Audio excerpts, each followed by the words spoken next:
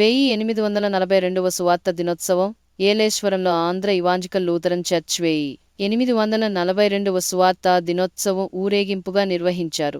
తొలుత సంఘ సభ్యుల ఆధ్వర్యంలో మిషన్ కాంపౌండ్ చర్చ్, పెద్దవీధి టౌన్ లూథరన్ చర్చ్లలో ప్రార్థన నిర్వహించి బాలాజీ చౌక్ సెంటర్ మీదుగా ఊరేగింపు నిర్వహించారు. ఈ సందర్భంగా పాస్టర్ రెవరెండ్ గురు మండల అధ్యక్షులు కె. ప్రశాంత్ కుమార్ మాట్లాడుతూ 1942లో reverend doctor Christian John Frederick Heyer గుంటూరులో ఏఎల్సి స్థాపించి ఆంధ్ర తెలంగాణ వ్యాప్తి చెందేలా అనేక సేవలు అందించారన్నారు.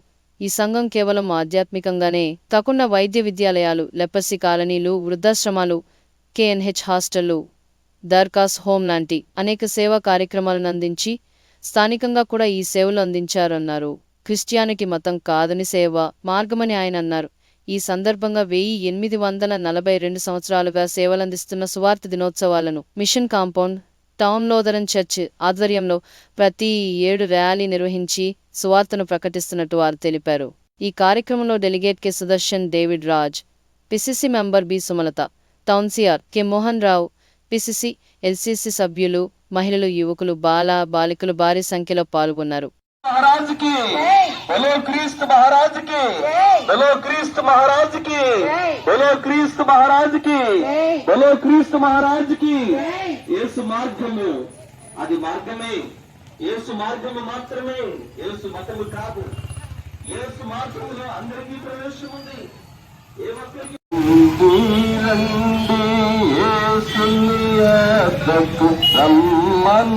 రమ్మనుచున్నాడు.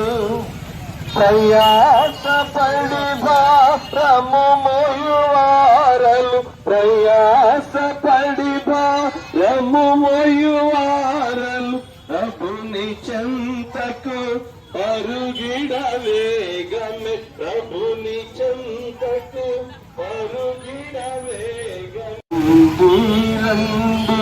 యేసుని యొద్దకు రమ్మనుచున్నాడు.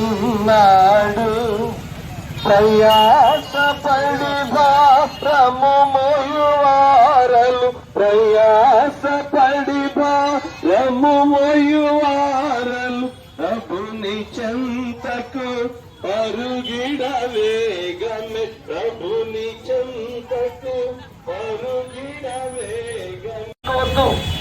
మతము అనేది సంఖ్యలు విధిస్తుంది, మార్గము అనేది సంఖ్యలు విడదీసి మనిషిని మానవత్వంతో ప్రేమించి, మానవత్వాన్ని చూపించి, మానవ సేవలకు అందించి, మానవత్వపు విలువలను నెలకొల్పి మానవ సమాజంలో ఏ రీతిగా బ్రతకాలో నేర్పించేది మార్గము. అదే యేసుక్రీస్తు ప్రభువు వారు, యేసు స్వామి వారు ఈ లోకంలోనికి వచ్చి 2000 సంవత్సరాల క్రితము ఆసియా ఖండంలో బెత్లెహేము ప్రాంతంలో యెరూషలేము ఒక ద్వారమును ఆయన తన సువార్తను ప్రారంభించి, ఆయన సజీవుడిగా మానవుల కొరకు తన ప్రాణం పెట్టి మృత్యుంజయుడై చనిపోయి తిరిగి లేచి మరలా వస్తాను అని చెప్పి వెళ్ళారు. ఆయన రాబోతున్నటువంటి మహారాజు.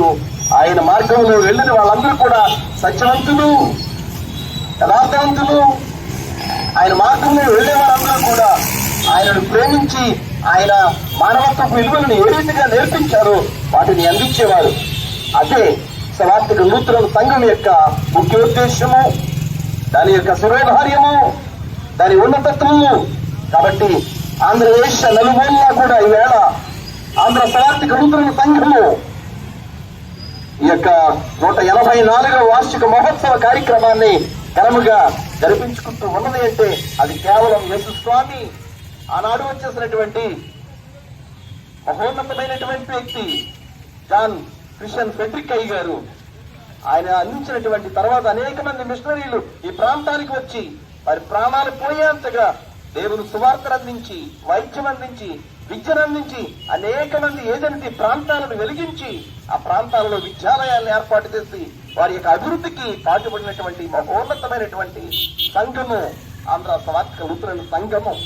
ఒక్కసారి ఆ సంఘం గురించి వినవించి క్రీస్తు యొక్క మహోన్నతమైన ప్రేమను పరిచయం చేయడానికి మాత్రమే ఈ జయత్రయాత్ర. క్రీస్తు మహారాజుకి